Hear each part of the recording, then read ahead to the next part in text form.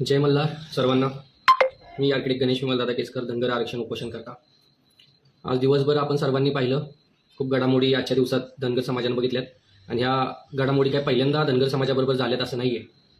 आणि या घडामोडी करायचं काम हे सरकार पण पहिल्यांदाच धनगर समाजाबरोबर करत होतं असं नाही आहे. आपण सर्वांनी पाहिलं असेल तर दिवसभरात काही दिवसांपासून जालन्याचं उपोषण झाल्यापासून दीपक बोराडे हे धनगर आरक्षणासाठी लढा लढत आहेत. आणि त्यांनी ठरवलेल्याप्रमाणे आज मुंबईच्या दिशेने ते कूच करून 21 तारखेला मुंबईमध्ये उपोषणाला बसणार होते. आणि याची रॅली ते जालन्यावरून चौंडी असेल, चौंडीवरून आरेवाडी असेल, आरेवाडीवरून आमचं जेजुरी असेल आणि जेजुरीवरनं आझाद मैदानावरती उपोषणाला बसणार होते. गेल्या 1 महिन्यापासून आमच्यासारखे जे उपोषणकर्ते आहेत किंवा आंदोलनकर्ते आहेत यांना वारंवार विचारणा होत होती प्रत्येक जिल्ह्याच्या पोलीस अधीक्षकांकडून, एसपीकडून. त्यामध्ये आम्ही पण आहे की नक्की कसा ताप असणार आहे, कसं तुमचं नियोजन आहे. आणि याच्यावरून एक अंदाज आला होता की जे होणारं उपोषण आहे त्या उपोषणाला रोखण्यासाठी मोठ्या प्रमाणावर पोलीस प्रिपरेशन करत आहेत. आणि ते प्रिपरेशन पण आपल्याला दिसून आलं. परंतु हे पहिल्यांदाच होत नव्हतं किंवा हे पहिल्यांदा झालेलं नाही आहे. मी गेल्या काही वर्षांपासून धनगर आरक्षणासाठी लढा लढतोय. ज्यावेळी मी लोणंद या ठिकाणी उपोषणाला बसलो होतो त्यावेळी ते उपोषण 21 ते 20 दिवस चाललं आणि कुठल्याच गोष्टीला मी मागं सरत नव्हतो. त्यावेळीसुद्धा सातारा पोलीस अधीक्षकांनी आणि इथल्या कलेक्टरांनी संचारबंदी लागू केली होती. आता मला एक गोष्ट समजत नाही आहे की ज्यावेळेस धनगर आरक्षणाची उपोषण असतात किंवा धनगर आरक्षणाची आंदोलने असतात त्याच वेळेस हे सरकार असेल किंवा जिल्हा प्रशासन असेल ते संचारबंदी का लागू करतं? असं काय होणार असतं? ज्यावेळी ते यात्रा असतात, ज्यावेळी अजून काही काही गोष्टी जिथं यांच्या पॉलिटिकल सभा असतात, त्या सभेला किती गर्दी झाली हे आपण कितीतरी वेळा न्यूज चॅनल्समध्ये बघतो की ठाकरेंच्या सभेला एवढी गर्दी, फडणवीसांच्या सभेला एवढी गर्दी. मग ज्यावेळेस धनगर समाज असेल किंवा इतर कुठलाही समाज त्यांच्या न्याय हक्कासाठी जर रस्त्यावर उतरत असेल, त्यांच्या पूर्ण ताकदीने उतरत असेल, त्यावेळेस तुम्ही 144 का लावता? त्यावेळेस तुमचे कायदे कानून जातात कुठं? कायदा कानून हा लोकांच्या फायद्यासाठी आहे, लोकांच्या संरक्षणासाठी आहे, लोकांवर हुकुमशाही पद्धतीने दबाव आणण्यासाठी नाही आहे. आणि वेळोवेळी हे करताना तुम्ही दिसला. ज्यावेळेस लोणंदमध्ये आम्ही बसलो 144 तुम्ही लावला, कारण नसताना लावला. आणि नंतर त्या 144च्या अनुषंगाने तुम्ही आमच्यावर 353चे केसेस सुद्धा केले. तरीही आम्ही मागे हटण्यासाठी तयार नव्हतो. त्यावेळेस योद्धा ज्यावेळेस शरण जात नाही किंवा शरण येत नाही त्यावेळेस त्याला बदनाम केला जातो किंवा त्याला कमकुवत केला जातो, त्याला खच्ची केला जातो. याचं उदाहरण स्वतः मी आहे. तर ज्यावेळेस 20-21 दिवस उपोषण चाललं त्यावेळेस मी मागं सरकत नव्हतो. तर या भेगड्या सरकारने, या भेगड्या प्रशासनाने माझ्या फॅमिलीमधल्या टोटल 32 जणांवर 353चे गुन्हे दाखल केले होते. आणि 353चे गुन्हे दाखल केल्याच्या नंतरनं ज्यावेळेस रात्रीचे सगळे माझे जे सहकारी होते किंवा माझ्या घरातले लोक होते त्यांना पोलीस रात्रीच्या 2 वाजता 3 वाजता ज्यावेळेस अटकेचं सगळा तो सिलसिला चालू झाला त्यावेळेस साहजिक आहे सर्वसामान्य जे धनगर बांधव असतात किंवा सर्वसामान्य जे काही लोक असतात, नागरिक असतात, त्यांच्यामध्ये एक भीतीचं वातावरण तयार होतं आणि लढा कमकुवत होतं. हे मसवडमध्ये सुद्धा झालं, हे लोणंदमध्ये सुद्धा झालं. पंढरपूरला हे होऊ शकलं नाही कारण की तो राज्यव्यापी लढा होता. त्याच्यामध्ये संबंध महाराष्ट्रातल्या धनगर बांधवांनी खूप मोठ्या संख्येनं तिथं त्यांची प्रेझेन्स दाखवला होता. त्यामुळे पोलीस प्रशासन काय करू शकलं नाही. आणि आज पण पाहतोय आपण सकाळीच जे दीपक बोराडे साहेबांचे जे काही शिलेदार आहेत त्यांना उचलायला सुरुवात केली, त्यांना स्वतः डिटेन केलं. काय कारण डिटेन करायचं? आम्ही आमच्या न्याय हक्कासाठी रस्त्यावर उतरायचं नाही, तुम्हाला जाब विचारायचा नाही? अहो त्यांचा एवढा माजुरडेपणा चालू झाला आहे. कालचाच विषय. आणि मला एक गोष्ट समजत नाहीये, नागरिक पण एवढे डोळ्याला पट्टी बांधून का बसलेले आहेत? कधीतरी तुम्ही या चुकीच्या गोष्टींवर विचार करणार आहात की नाही? त्या गोष्टींवर तुमचा ऍटलिस्ट तुम्ही बोलू नाही शकला तर स्टेटस तरी ठेवू शकता, एक अवेअरनेस तरी क्रिएट करू शकता. ते पण करताना कोण दिसत नाहीये, चुपचाप सहन करतात. आणि ज्यावेळेस जनता सहन करते त्यावेळेस कोणतरी हुकुमशाह बनतोच. आणि हे होत असताना वारंवार गेल्या काही वर्षांपासून आपल्याला दिसतंय. कालचाच विषय घेऊ आपण. मुघलांनी ज्यावेळेस या भारत देशावर आक्रमण केलं त्यावेळेस या भारत देशाची अस्मिता असलेली जी काही मंदिरं आहेत ती सगळी मंदिरं पाडून टाकली. आणि ती मंदिरं पाडल्याच्या नंतरनं त्या मंदिरांना पुनर्जीवित करायचं काम, पुनर्स्थापित करायचं काम पुण्यश्लोक अहिल्यादेवी होळकरांनी केलं. आणि हे काम केल्याच्या नंतरनं सो कॉल्ड जे हिंदुत्ववादी सरकार आपण म्हणतो ज्यांना, त्या सरकारने वाराणसीमध्ये आपल्याला पण माहिती आहे बीजेपीची सत्ता आहे, नरेंद्र मोदी खासदार आहेत तिथले आणि सीएम योगी आदित्यनाथ आहेत. मग जो घाट अहिल्यादेवींना बांधला होता तो घाट पाडण्याचं कट कारस्थान यांच्याकडून झालं. बघितलं सुद्धा नाही की तो कुणी बांधलाय, तो किती वर्ष जुना आहे, आणि डायरेक्ट जेसीबी लावून तो पाडून टाकला. परंतु तो घाट पाडल्याच्या नंतरनं जो उद्रेक जनसामान्याच्यातून व्हायला पाहिजे होता तो उद्रेक होत असताना दिसला नाही. आणि हेच मेन कारण आहे की कोणी जरी सत्तेमध्ये आलं तर तो हुकुमशाह होण्याची कारणं ही आहेत भावांनो.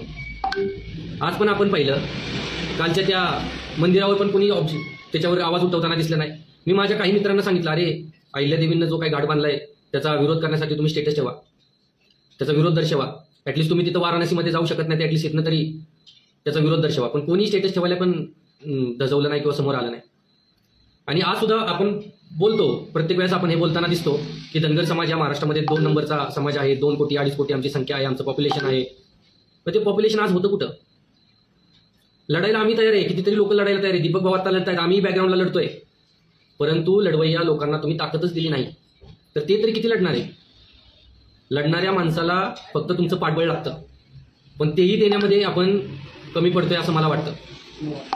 वारंवार जरांगे पाटलांचं उदाहरण आपल्या सर्वांना दिलं जातं.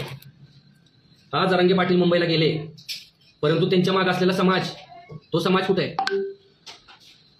तो समाज दिसला नाही. आपण प्लॅनिंगमध्ये कुठंतरी कमी पडतो. मला सगळा दोष द्यायचा नाहीये, परंतु आपल्या चुकांवर आपल्याला काम करावं लागेल. जोपर्यंत आपण आपल्या चुकांवर काम करत नाही तोपर्यंत आपल्याला सक्सेस भेटणार नाही. पाटील ज्यावेळेस मुंबईला गेले त्यावेळेस त्यांच्या मागे खूप मोठा मराठा समाज होता आणि ती त्यांची ताकद होती, सरकारला भीती वाटत होती त्यांची, परंतु आज असं होताना दिसलं नाही. आणि म्हणून कुठेतरी या सरकारची हिंमत झाली की दीपक बोराडेंना डिटेन करण्याची. त्यांचे जे काही शिलेदार होते, सहकारी मित्र होते, मल्हार मावळे होते, त्यांना डिटेन करायचे. परंतु जो उद्रेक या महाराष्ट्रातून व्हायला पाहिजे होता आज, तो उद्रेक झाला नाही. कुठेतरी न्यूज चॅनलही हे न्यूज दाखवण्यामधून दाखवल्या नाहीत आणि असं कायमच होताना दिसतं. आणि न्यूज चॅनल आपले न्यूज यासाठी दाखवत नाहीत कारण की आपली व्ह्युअरशिप कमी आहे. आपल्याला घेणं देणंच नाहीये, आपल्याला पडलंच नाहीये की कुठं काय चाललंय. बोराडे लढतायत ना, ते लढतील, आम्हाला काय घेणं देणे. मी समाजाला नावं ठेवत नाहीये, परंतु ह्या काही गोष्टी ह्याच्यावर आपल्याला काम करायला लागेल. माझं बोलणं थोडं लोकांना लागतं, परंतु ह्या खऱ्या गोष्टी त्याच्यावर जर आपण कामच नाही केलं तर आपल्याला सक्सेस कसा भेटणार आहे बाबांनो? जर आपले व्ह्युअरशिप कमी असेल तर न्यूज चॅनल आपल्या बातम्या दाखवत नाहीत. आपली लोक दिवसभर रील्स बघत बसतात, परंतु आपल्या बातम्या बघत नाहीत, आपल्या लोकांच्या काही गोष्टी शेअर करत नाहीत, त्यांना लाज वाटते. त्यामुळं आपल्याला प्लॅनिंगनं जावं लागेल. येणाऱ्या काळात एक मोठा स्फोट आम्ही करणारच आहे. शांत बसलोय म्हणजे काय असंच नाही बसलो. भाऊ लढतायत, आम्ही त्यांच्यावर आहोत आणि दिसणार कायम आम्ही लढतोय. असे असंख्य मल्हार मावळे महाराष्ट्रभर लढतायत. टोटल 52 उपोषणकर्ते या महाराष्ट्रात धनगर समाजाचे, ते वेगवेगळ्या पद्धतीने लढतायत. परंतु जोपर्यंत समाजाची ताकद एकत्र दिसत नाही कोणी काय करू शकत नाही. जे महाबलाढ्य नरेंद्र मोदी आपण ज्यांना समजतो किंवा जे महाशक्ती म्हणून त्यांना आपण आता संबोधायला लागलोय, त्यांच्या मागची जर लोक काढली, त्यांची वोट बँक काढली, तर ते तरी काय करणार आहे? माणूस मोठा नसतो, माणसाच्या मागे जी लोक येतं ती त्या माणसाला ग्रेट बनवतात, पॉवरफुल बनवतात. आणि कुठं ना कुठं आपला समाज ही पॉवर देण्यामध्ये कुठेतरी कमी पडतोय. आणि जे मोरक्या बनलेत त्यांनाही समाजाला एका कुठल्या तरी चांगल्या दिशेने घेऊन जाता येत नाहीये, हेही तितकंच खरंय. एका अभ्यासू पद्धतीनं मांडणी करणं असेल, अभ्यासू पद्धतीनं आरक्षणाचा मुद्दा कुठे घेऊन जाणं असेल, किंवा जर एक प्लॅन बनवलाय तर ए प्लॅन, बी प्लॅन, असे 3-4 प्लॅन बनवून जर आपण या सगळ्या गोष्टी केल्या बांधवांनो, तर सरकारच्या छताडावर बसून आपण आरक्षण घेऊ शकतो. परंतु ज्याचा त्याचा इगोमध्ये येतोय, हा इगो साईडला ठेवून आपण कधीतरी एकत्र येणार आहोत का नाही? वेळ खूप महत्वाची असते. कोणती गोष्ट आपण कोणत्या वेळी करतोय यालाही खूप मोठं महत्व आहे. सगळ्यांना सोबत घेऊन, सगळ्यांचे विचार घेऊन या सगळ्या गोष्टी करणे खूप गरजेचं असतं, परंतु ते होताना दिसत नाहीये. आणि त्यामुळे कुठं ना कुठं आपली लढाई कमकुवत होताना दिसतीये. त्यामुळं ज्या काही चुका झाल्यात आतापर्यंत त्या चुकावर काम करून सर्वांनी एकत्र येऊन, आणि जर कोण चुकीचं करते त्या चुकीचं बोला. जर पोलीस चुकीचं करत असतील तर पोलिसांवर बोलावं लागेल, कारण की पोलीस पण या संविधानिक राज्यामध्ये संविधानाला घेऊन त्यांना काम करण्याचं काम आहे. एखादी गोष्ट जर कायद्यामध्ये बसत नसेल तर फोर्सफुली कोणाला तरी डिटेन करणं हे कायद्यामध्ये बसत नाही आणि त्याचा विरोध करण्याचा आम्हाला अधिकार आहे. पण आपण जर कायमच मिळमिळीत भूमिका जर घेत बसलो, नाही हे असेच होते मग त्यांचं काय करणार, आणि मग सरकार असे मग त्यांचं काय करणार, असं चालणार नाही. आपल्याला ठोस अशी भूमिका घ्यायला लागेल. पोलीस तर त्यांची ड्युटी निभवत होते, अरे पोलीस त्यांची ड्युटी निभवत होते, पण त्यांनाही काहीतरी कायदा कानून आहे का नाही? कोणत्या कायद्याच्या अंडर मला सांगा तुम्ही आमचे जे मल्हार मावळे होते त्यांना डिटेन केलं? आणि ज्यावेळेस धनगर आरक्षणाचे आंदोलन असतात त्याच वेळेस बरं तुम्हाला संचारबंदी लावायला येते. अरे या महाराष्ट्रात कितीतरी आंदोलन याच्या अगोदरही झालेत. ज्यावेळेस आता मागच्या काही महिन्यापूर्वी जे मराठा समाजाचं आंदोलन झालं त्यावेळेस संचारबंदी कुठे गेली होती? त्यावेळेस संचारबंदी तुम्ही का नाही लावली? आणि मुळात ह्यांची हिंमतच कशी होते संचारबंदी लावायची? कारण की त्यांना आपल्याला गृहीत धरलंय. त्यांना माहिती आहे हा धनगर समाज पूर्णपणे गाढ झोपेमध्ये आहे, तो कधी उठत नाही. त्यांना छोटंसं काहीतरी दिलं की ते खुश होतात. एका साईडला तुम्ही नाणी छापणार 300 वर्षे म्हणून, आणि दुसऱ्या साईडला आमची जे काही मंदिर आहे ते तोडून टाकणार, आणि तरी आम्ही शंडासारखं गप्प बसायचं, कोणी बोलायचं नाही. हे नाही चालणार. आणि मी एकटा बोलून तरी काय होणार आहे? मी बोललो, ते घनश्याम बापू बोलले, त्यानंतर ते दीपक बोराडे बोलले, आमचे बाकी अजून मल्हार मावळे बोलले. एकट्यानं बोलून काय होत नाही.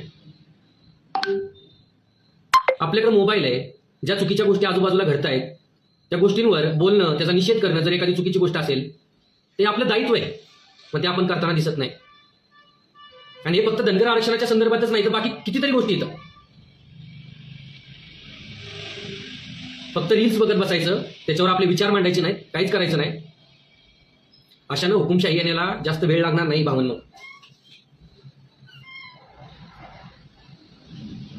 लढत असताना जर लोकांचा सपोर्टच नसेल तर माणूस किती लढणार आणि का लढणार, हा पण तर एक विषय आहे. मग आपण पुढचा जो मोरक्या आहे, जो त्याच्या घरावर तुळशीपत्र ठेवून लढायला तयार झाला आहे, त्याला कधी सपोर्ट करणार आहात की नाही, हा प्रश्न तुम्ही स्वतःला विचारा.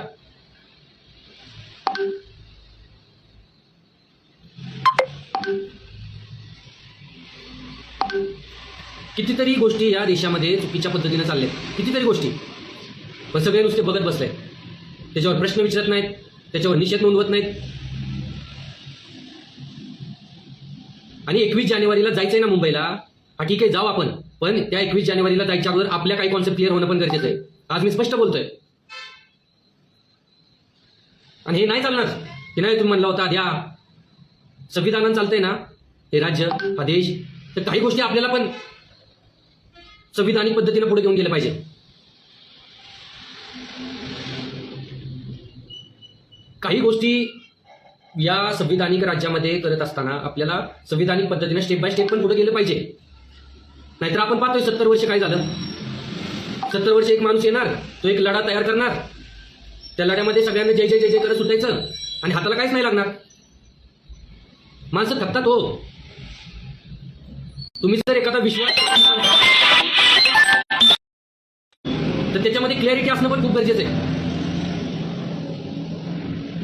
मुंबईला जायचंय, मुंबईला जाऊ. मुंबईला काय तुम्ही म्हणसाल तिथं सगळीकडे जाऊ, परंतु मुंबईला जात असताना आपल्या कॉन्सेप्ट क्लिअर असणं पण खूप गरजेचं आहे.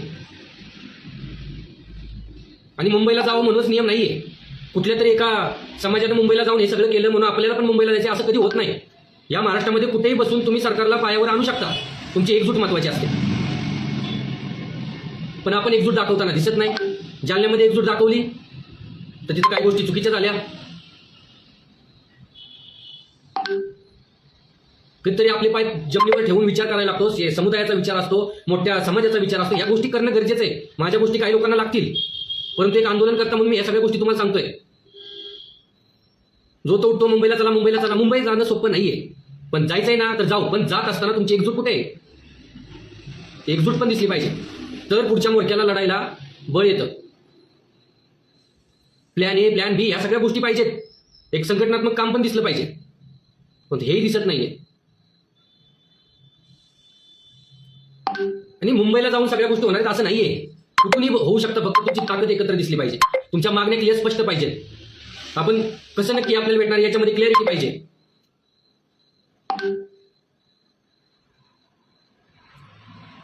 आता इलेक्शन्स पण चालू आहेत. विजयजी ऑनलाईन आहेत, चांगलं काम आहे त्यांचं. त्यांनी कमेंट केली आहे की स्थानिक स्वराज्य संस्थेच्या निवडणुका लागल्यात आणि त्याची आचारसंहिता पण आहे. म्हणजेच मी तेच सांगतोय, वेळही बघितला पाहिजे. आता काही लोकांनाही पटणार नाही की स्थानिक स्वराज्य संस्थेच्या निवडणुका लागल्या तर तुम्ही मध्ये आंदोलन कसं काढलं. लोकांना या राज्यामध्ये इलेक्शनचं खूप वारं घुसलेलं असतं डोक्यामध्ये. इलेक्शन खूप आवडतात त्यांना. आणि मुळात प्रत्येक धनगर बांधवानं एकतरी स्वतःला प्रश्न विचारा की नक्की तुम्हाला पाहिजे का रे आरक्षण. आणि जर पाहिजे तर तुम्ही सोशल मीडियावर असेल, स्वतः असेल, कुठल्या ना कुठल्या गोष्टीतनं तुम्ही लढताना दिसा ना यार. स्टेटस ठेवायला लाज वाटते.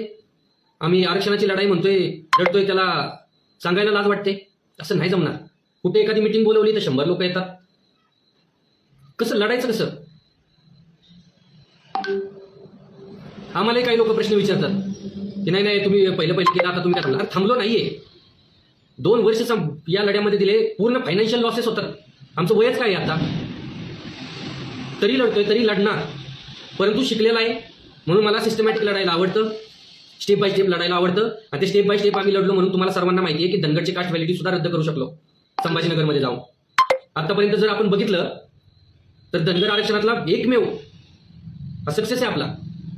धनगर आरक्षण, धनगर अवैध जात प्रमाणपत्र आपण रद्द करू शकलो.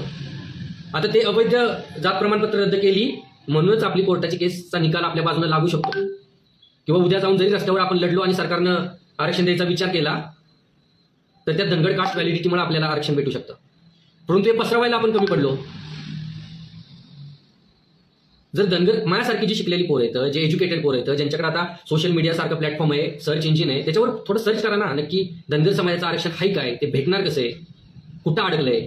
नुसतंच कोणतरी आलं आणि चला म्हणलं की हुरळून सुटायचं, ह्याला अर्थ नाहीये. प्रश्न करायला शिका. जसं प्रश्न पडतात त्यावेळेस उत्तर आपल्याला शोधायचे, उत्तर आपण शोधतो आणि त्यातनं आपल्याला रस्ता भेटतो. नुसतं जय जय करून नाही होत रे भैया. बरं, आज जे झालं काय मत होत आलंय, थोडं कुठं लढा चांगला मोठा व्हायला लागला की पोरं जेलमध्ये टाकायची. आणि एकदा पोरं जेलमध्ये टाकली की परत आपल्याला सपोर्ट करायला कोण येत नाही. कारण की त्यांच्या घरचे म्हणतात काय तुला पडले एकट्याला. आता काही जण ऋषी सर विचारतात की गणेश दादा पुढे काय करायचं सांगा. पुढे करायला खूप काही आहे. जिथं मी बसलोय तिथं जरी चालू केलं आंदोलन तरी सरकार इथं गुडघे टेकत येईल. परंतु कधी आहे, जस महाराष्ट्रातला जो धनगर समाज आहे ना, तो थोडा जागा होईल आणि एका जागेवर जसा जालन्यामध्ये आला होता ना तसा यायला पाहिजे. आणि तो जालन्यामध्ये आलेल्या समाजाला बरोबर दिशा द्यायचं काम हे मोरक्याला जमलं पाहिजे. परंतु कुठं ना कुठं आपण कायम कमीच पडतोय आणि आपल्यातले हेवे दावे अजून वेगळ्याच लेवलला असतात. हा नको, मग तो नको, मग हा असा करील, मग हा पुढे जाईल, हा मागं पडेल. ते थोडं साईडला ठेवा यार. मी खरं प्रामाणिक बोलतोय आणि थोडं पहिल्यापासून प्रामाणिक राहिलोय. धनगड कॅन्सल करताना 4 ते 5 जण आम्ही तिथं होतो फक्त. पहिल्या 2-3 दिवसात बसायला तळवट सुद्धा नव्हता.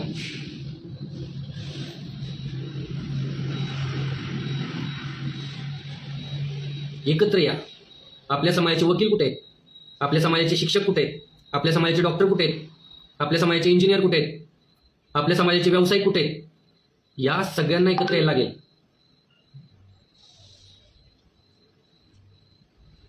जर आपल्याला मुंबईला आंदोलन करायचंय तर तिथं वकिलांची फौज पाहिजे, तिथलं सगळं अरेंज करायला. आता मुंबईतलं ज्यावेळेस जरांगे पाटील मुंबईला चालले होते, एका रात्रीमध्ये सरकारने नियम बदललेत सगळे की इथं तुम्ही जनावरे घेऊन येऊ शकत नाही. कशासाठी? ह्याच्यासाठीच, कारण की धनगर समाज ज्यावेळेस तिकडे येईल त्यांचे जे पशुधन आहे, बकरी मेंढरं, ते सगळं घेऊन येतील. म्हणून आझाद मैदानाचे मुंबईमधले आंदोलन सगळे नियम चेंज केले. पण हे नियम चेंज करत असताना विरोधी पक्ष असेल किंवा सत्ताधारी असेल किंवा सर्वसामान्य नागरिक असतील, हे सरकारला प्रश्न विचारताना दिसत नाहीत. एका रात्रीमध्ये सगळे नियम चेंज केले जात आहेत. हा फक्त धनगर आरक्षणाचा विषय नाहीये. आज देशाची अवस्थाच अशी झाली आहे. तुम्ही घाट काय पाडताय, तुम्ही मंदिरं काय पाडताय, कधी कधी तर समजत नाहीये मला की हे मुघलांसारखे वागायला लागलेत, स्वतःला हिंदुत्ववादी बोलणारे. ज्यावेळेस कुठल्याही कायद्यामध्ये बदल केला जातो त्यावेळेस त्याला विरोध करताना कोण दिसत नाहीये. ज्या वेळेस आम्ही 1 वर्षापूर्वी संभाजीनगरवरनं मुंबईला गेलो त्यावेळेस ह्याच सरकारने रात्रीमध्ये एक शुद्धीपत्रक काढलं की मराठीमध्ये जे एसटीच्या यादीमध्ये धनगर लिहिले त्याच्याऐवजी धनगड वाचावे. त्याच्यानंतर आम्ही विरोध केला, ते शुद्धीपत्रक कॅन्सल करायला लावलं. परंतु ज्यानं शुद्धीपत्रक काढलं होतं त्याचं पुढे काय झालं? त्याला सजा झाली. त्यानं मनमानी कारभार केला म्हणून त्याला जेल झाली किंवा त्याची नोकरी गेली? काहीच नाही झालं. मग जर एखादा माणूस चुकीच्या पद्धतीनं चुकीच्या गोष्टी करत असेल तर त्याला त्याची सजा देणं काम हे ज्यावेळेस विरोधी पक्षाला जमत नाही, सत्ताधाऱ्यांना जमत नाही, त्यावेळेस सर्वसामान्य लोकांनी रस्त्यावर यायचं असतं. कारण की या देशाला नेते मंडळी चालवत असतील तरी पण हा देश या लोकांनी बनवलाय. लोकशाही राज्यामध्ये लोकही राजे असतात, परंतु आज लोक गुलाम झालेले दिसत आहेत. किती चुकीच्या गोष्टी चालल्यात. अरे हे आपण सहनच कसं करू शकतो? काल तो घाट पडला, त्या घाट पडलेल्याच्या नंतर तिथे एक मूर्ती पडली होती पुण्यश्लोक अहिल्यादेवींची, त्याच्यावर तो एक माते फिरू पाय ठेवून चालत चाललाय आणि तरी आपण गप आहे. किती जणांनी स्टेटस ठेवले, किती जणांनी याचा विरोध केला. काही लोकांनी म्हणलं स्टेटस ठेवतो, मला म्हणतात आपण महाराष्ट्रात राहतो, ते वाराणसीमध्ये चाललंय आणि आपण काय, आपण इथं बोलल्याने काय होणार आहे? अरे एवढं कमकुवत बुद्धीचे आपण झाले, आपले विचार कुठे? आणि म्हणून कधी कधी वाटतं याला ज्यांच्यासाठी आपण लढतोय त्यांना नक्की या सगळ्या गोष्टी पाहिजेत का नाहीत? कारण की आरक्षणासाठी लढायला गेलं तर रस्त्यावर मोठी संख्या दिसत नाहीये. मग कधी कधी वाटतं काय फक्त आपल्यालाच आरक्षण पाहिजे का? सोशल कॉजवर बोलायला गेलं, एखादा समजा रस्ता खराब आहे त्याच्या विरुद्ध आंदोलन करायला गेलं तर लोक रस्त्यावर दिसत नाहीत. मग कधी कधी वाटतं फक्त आपल्यालाच रस्ता पाहिजे का? अरे स्वतःचं थोडं पर्सनल साईडला ठेवून कधीतरी समाजासाठी या लोकांसाठी एकत्र या ना. कारण की कुठे ना कुठे त्याचा परिणाम तुमच्यावर पण होतो.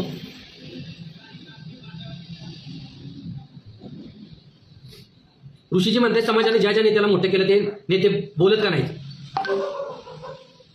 आता त्यांना त्यांचा माहिती का बोलत नाहीत ते? प्रत्येक माणूस हा वेगवेगळ्या पद्धतीने कॉन्ट्रीब्यूट करत असतो, परंतु त्या माणसांची ताकद हा समाज असतो.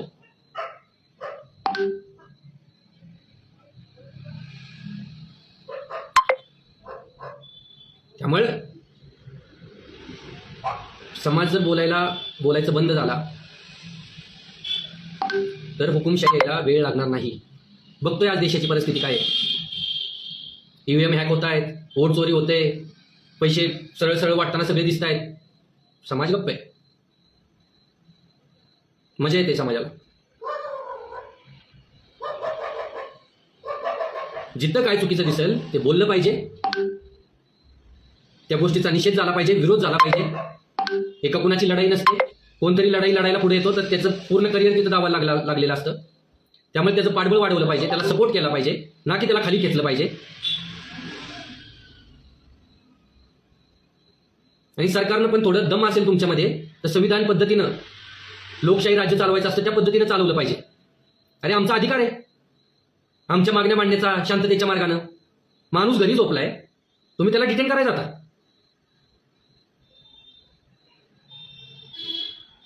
नाही चालणार. आणि म्हणून याचा विरोध केला पाहिजे. आणि काय म्हणजे सरकारला ज्यावेळेस काय गोष्टी करायच्या असतात त्यावेळेस ते प्रशासन पुढे करतात. कधी कलेक्टरला पुढे करतील, कधी एसपीला पुढे करतील, कधी पोलिसांना पुढे करतील. आणि आपण म्हणतो नाही नाही पोलिसांची चुकी नव्हती, सरकारची चुकी आहे. अरे पोलिसांची चुकी नव्हती म्हणजे काय, ते नोकर थोडी त्यांचे, ते आपले नोकर आहेत. आणि पोलिसांना पण संविधानाच्या पद्धतीनंच काम दिलंय ना. नागरिकांच्या पेक्षा मोठे झाले का पोलीस पण? जिथं चुकतंय बोललंच पाहिजे. काही गोष्टी चुकीच्या आहेत तर चुकीच्या बोलल्याच पाहिजेत. आता आमच्या लोकांनी ज्यावेळेस रस्ता रोको आंदोलन केलं खंबाटकीमध्ये, 7 तास रस्ता आम्ही रोखून धरला. आम्हाला काही इच्छा होती का की त्या रस्त्यावर जे काही 70 किलोमीटर दोन्ही साईडला लाईन लागली त्याच्या त्या गाड्यांमध्ये जे काही लोक बसले त्यांना त्रास द्यायची आम्हाला इच्छा होती का? ते आमचेच नागरिक आहेत, आमचेच भावंत. पण तुमचे जर डोळे उघडत नसतील, तुमचे जर कान उघडत नसतील तर अशा गोष्टी करायला लागतात. ते संविधानाने आम्हाला दिलेला अधिकार आहे. परंतु तुम्ही आम्हाला प्रवृत्त करायचा अशा सगळ्या गोष्टी करायला. आणि ज्यावेळेस मग नागरिक या सगळ्या गोष्टी करतो तर त्यांच्यावर केसेस टाकता. म्हणजे आमचे न्याय हक्क एक तर तुम्ही आम्हाला द्यायचं तुमचं काम आहे म्हणून तुम्हाला तिथं निवडून दिलेलं आहे, पण तुम्ही तुमचं काम नीट करत नाही म्हणून आम्हाला अशा गोष्टी अवलंबायला लागतात. तर त्याच्यामध्ये परत तुम्ही आमच्यावर गुन्हे दाखल करणार. म्हणजे तुमचं म्हणणं असं आहे का की या लोकशाही राज्यामध्ये आम्ही सगळ्यांना तुम्ही हुकुमशासारखं वागायचं आणि आम्ही गुलामासारखं वागायचं, आणि याच्यापेक्षा वेगळी वागणूक तरी देताय काय तुम्ही? बघतोय आजकाल सगळेच. चुकीचं होत असताना लोक काहीच बोलत नाहीत. कितीतरी लोकांना माहिती, कितीतरी गोष्टी चुकीच्या होतात, पण प्रत्येक गोष्टीला आम्हाला तुम्हाला रस्त्यावर उतरायला लागते. मध्ये तो आरावलीचा विषय काढला, आरावली हिल्स नष्ट करणार, पाडून टाकणार. अरे म्हणजे लोकांना दुसरा काही कामधंदा आहे का नाही? तुम्ही एक नियम काढणार, तो नियम मोडीत काढण्यासाठी लोकांनी एकत्र यायचं, रस्त्यावर आंदोलन करायची, तुम्ही मजा बघत बसणार. आणि जर आंदोलन मोठं झालं तर तुम्ही काढलेला चुकीचा निर्णय रद्द करणार. आणि जर आंदोलन मोठी नाही झाली तर तुम्ही तसंच दामटून येणार पुढं आणि सगळा घोडा लावणार या देशाला. आणि हेच चाललंय ना. धनगर आरक्षणाचंच घ्या, 70 वर्ष लढतोय आपण. एका छोट्याशा स्पेलिंग मिस्टेकमुळे 70 वर्ष लढतोय आपण. आणि कुठलं तरी एक गाजार देतात, आम्ही ह्याचं नाव दिलं, आम्ही शिक्काच काढला, आम्ही जयंती साजरी केली, ह्याच्यावर आपल्याला खुश करायला लागल्यात. अरे आम्ही जे मागतोय ते द्या, आम्ही आमचं बघ काय करायचंय ते. कॉलेजला नाव दिल्यावर काय आमची पोटं भरणार आहे? 300वे जयंतीचा कॉईन काढल्यावर काय आमच्या घरात आमच्या पोरांना नोकरी लागणार आहे? एखाद्या चौकाला नाव दिलं की आमची पोरं IPS होणार आहेत का? अरे जे आमचं हक्काचं आहे ते द्या ना. किती दिवस लढायचं, किती लोकांनी लढायचं आणि का लढायचं? मुळात मला हेच समजत नाही की का लढायचं. जे संविधानामध्ये आहे, जे आमच्या न्याय हक्काचं आहे ते द्यायचं काम तुमचं आहे, ते तुम्ही देत नाही. त्यासाठी आम्हाला तुम्ही लढायला होता, लढत असताना केसेस करता. या सगळ्या गोल गोल गोल गोल गोल आपण घुमत राहिलोय.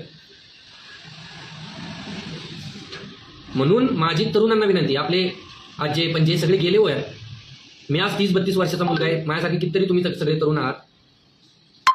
अभ्यासू पद्धतीने आपली मांडली पाहिजे. जरी कोण मोठ्या झाला तर त्याला क्वेश्चन विचारले पाहिजेत की नक्की कसं भेटणार आहे. तुम्ही आम्हाला सिस्टमॅटिक पहिल्यांदा कुठलेही आंदोलन करताना त्याचा रोड मॅप द्या, तरच आम्ही याच्यामध्ये सामील होऊ. नाही तर कोण पण उठते, काय पण करते आणि त्यामध्ये सगळ्यांना येवायचं.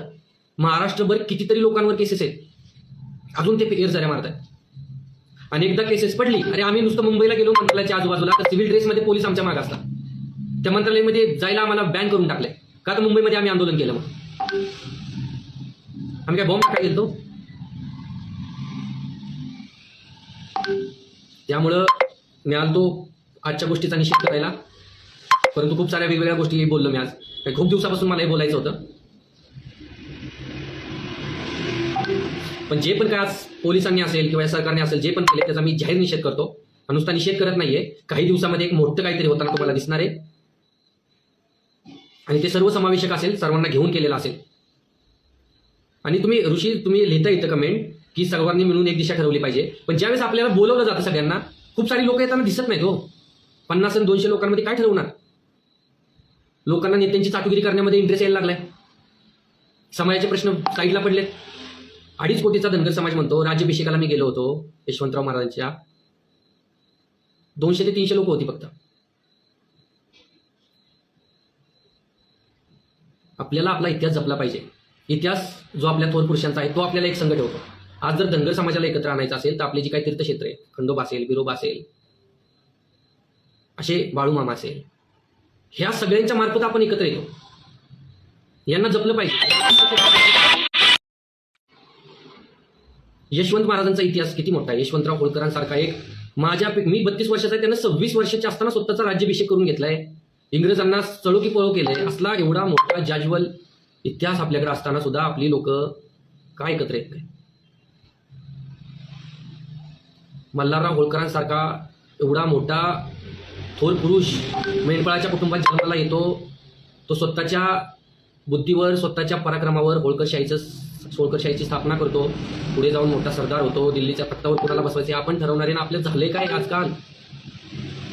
हे शासन कसं चालवायचं हे 28 वर्ष ज्यांना राज्यकारभार करून दाखवला अहिल्यादेवींना, त्या अहिल्यादेवींच्या वंशज आपण. आपलं झालंय काय? ज्या सम्राट अशोकाचा पुतळा पार्लमेंटच्या समोर लावलाय त्यांचे वंशज आपण. त्या पार्लमेंटमध्ये एक खासदार आपला जात नाही यार.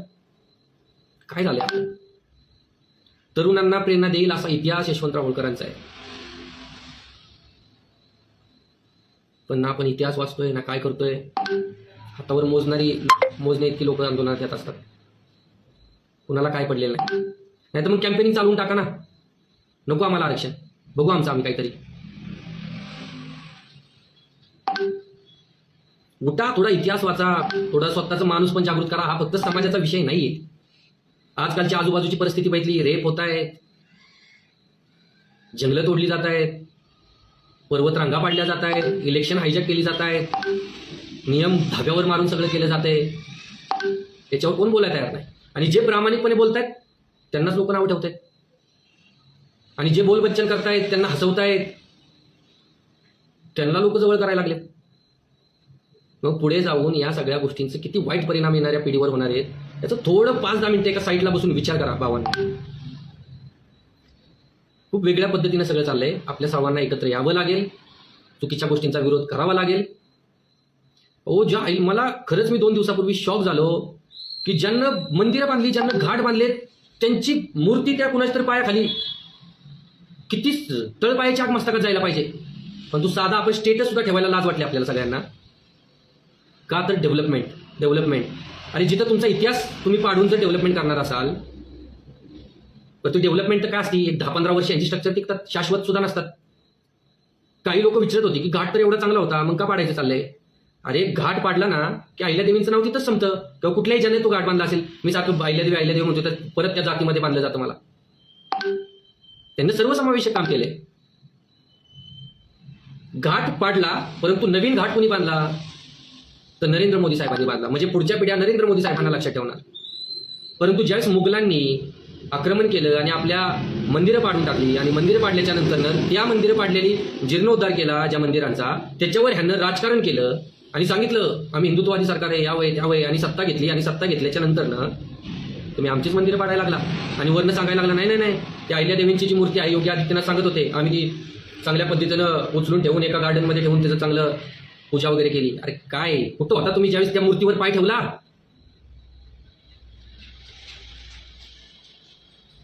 काय किती बोला, बोलायला शिका, चुकीच्या गोष्टीवर आवाज उठवायला शिका, एकत्र यायला शिका. आंबेडकरांनी सांगितलं शिका, संघटित व्हा आणि संघर्ष करा.